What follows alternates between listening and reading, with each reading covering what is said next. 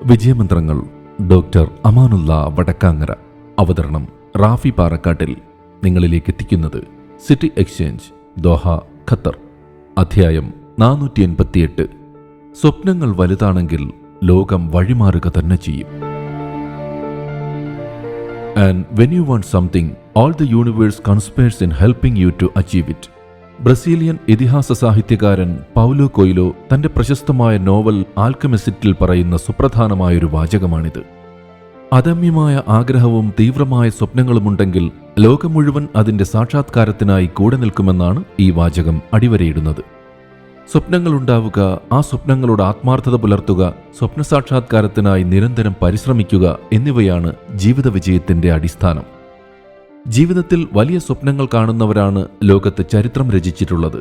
സാധാരണ പരിധികൾക്കപ്പുറം ചിന്തിക്കാൻ ധൈര്യം കാണിക്കുന്നവർക്ക് മുന്നിൽ പുതിയ വഴികൾ തുറക്കും. സ്വപ്നങ്ങൾ ചെറുതായാൽ ശ്രമവും ചെറുതായിരിക്കും. പക്ഷേ സ്വപ്നങ്ങൾ വലുതായാൽ നമ്മുടെ ശ്രമങ്ങളും ചിന്തകളും അതിനനുസരിച്ച് ഉയരും. വലിയ ലക്ഷ്യങ്ങൾ ജീവിതത്തിന് ദിശ നൽകുന്നു. അവ നേടാൻ നമ്മളെ പരിശ്രമത്തിലേക്ക് നയിക്കുന്നു. പ്രതിബന്ധങ്ങളെപ്പോലും അവസരങ്ങളാക്കി മാറ്റാൻ പ്രചോദിപ്പിക്കുന്നു. ലോകം ഒരിക്കലും നമുക്ക് വഴിമാറുന്നത് സ്വപ്നങ്ങൾ മാത്രം കൊണ്ടല്ല, ആ സ്വപ്നങ്ങൾക്കായി നമ്മൾ ചെയ്യുന്ന സ്ഥിരതയുള്ള പരിശ്രമം കൊണ്ടാണ്. പ്രതിസന്ധികൾ വരും, ആളുകൾ സംശയിക്കും, സാഹചര്യങ്ങൾ എതിരായി തോന്നും. എന്നാൽ മനസ്സിലുറച്ച സ്വപ്നവും അതിനായി തുടർന്നുള്ള പരിശ്രമവുമുണ്ടെങ്കിൽ പതിയെ ലോകം തന്നെ നമുക്ക് അനുകൂലമാകും. അതിനാൽ വലിയ സ്വപ്നങ്ങൾ കാണുക, അവ നേടാൻ ജീവിക്കുക. അപ്പോൾ ലോകം നമുക്കായി വഴിമാറും. ഈയിടെ സാമൂഹ്യ മാധ്യമങ്ങളിൽ സോണിയുടെ സ്ഥാപകരായ മസാരു ഇബുക്ക, അക്കിയോ മോറിത്ത എന്നിവരുടെ ജീവിതകഥയാണ് ഇക്കാര്യങ്ങൾ ഇപ്പോൾ ചിന്തയിലേക്ക് കൊണ്ടുവന്നത്. രണ്ടാം ലോക മഹായുദ്ധത്തിൽ തകർന്നടിഞ്ഞ ജപ്പാനിലെ ഒരു ചെറിയ കെട്ടിടത്തിനുള്ളിൽ കേടായ റേഡിയോകൾ നന്നാക്കി ജീവിതം തുടങ്ങിയ ഈ രണ്ട് സുഹൃത്തുക്കളാണ് ലോകത്തെ വിസ്മയിപ്പിച്ച സോണിയുടെ ഉൽപ്പന്നങ്ങൾ വിപണിയിലെത്തിച്ചത്. ജീവിക്കാനായി മുന്നിട്ടിറങ്ങുമ്പോൾ അവരുടെ കയ്യിൽ ആകെയുണ്ടായിരുന്നത് ഒരു സ്വപ്നവും അസാമാന്യമായ കഠിനാധ്വാനവും മാത്രമായിരുന്നു.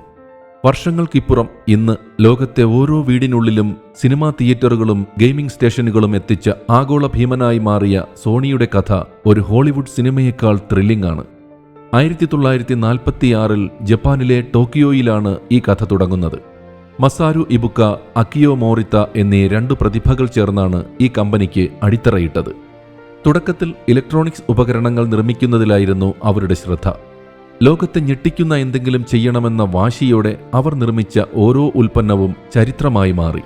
ലോകത്തിലെ ആദ്യത്തെ പോർട്ടബിൾ മ്യൂസിക് പ്ലെയറായ വാക്മാൻ മുതൽ ഇന്ന് നമ്മൾ ആവേശത്തോടെ കളിക്കുന്ന പ്ലേ സ്റ്റേഷൻ വരെ സോണി എന്ന പേരിനെ ഒരു വികാരമാക്കി മാറ്റി.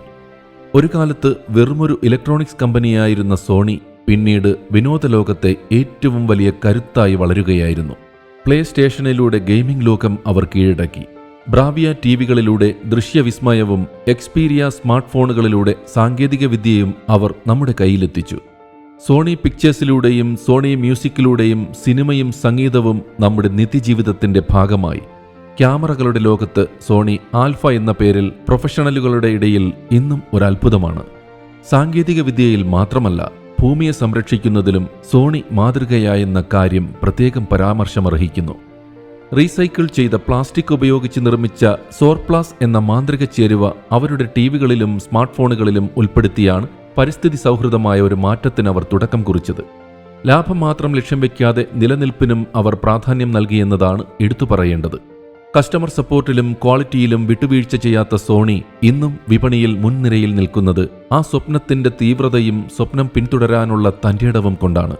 തകർച്ചകളിൽ നിന്ന് തുടങ്ങി ലോകം കീഴടക്കിയ സോണിയുടെ ഈ യാത്ര നമുക്ക് നൽകുന്ന സന്ദേശം ഒന്നേയുള്ളൂ: നമ്മുടെ സ്വപ്നങ്ങൾ വലുതാണെങ്കിൽ ലോകം നമ്മുടെ മുന്നിൽ വഴിമാറുക തന്നെ ചെയ്യും. അതിരുകളില്ലാത്ത സ്വപ്നങ്ങൾ കാണാനും ജീവിതത്തിൽ വിസ്മയങ്ങൾ സൃഷ്ടിക്കാനും നിരന്തരമായ പരിശ്രമങ്ങൾ നടക്കുമ്പോൾ വ്യക്തിയുടെയും സമൂഹത്തിന്റെയും വിജയപഥമാണ് ഒരുങ്ങുക. വിജയമന്ത്രങ്ങൾ സംബന്ധിച്ച നിങ്ങളുടെ വിലയേറിയ അഭിപ്രായങ്ങളും നിർദ്ദേശങ്ങളും 00974552625 എന്ന വാട്സ്ആപ്പ് നമ്പറിലോ ceomedia+@gmail.com എന്ന ഇമെയിൽ വിലാസത്തിലോ അറിയിച്ചാൽ സന്തോഷമാകും. ഏവർക്കും ശാന്തിയും സമാധാനവും വിജയാശംസകളും നേർന്നുകൊണ്ട് ഞാൻ റാഫി പാറക്കാട്ടിൽ താൽക്കാലികമായി വിടവാങ്ങുന്നു. പുതിയൊരു എപ്പിസോഡുമായി അടുത്ത ദിവസം കേട്ടുമുട്ടാം.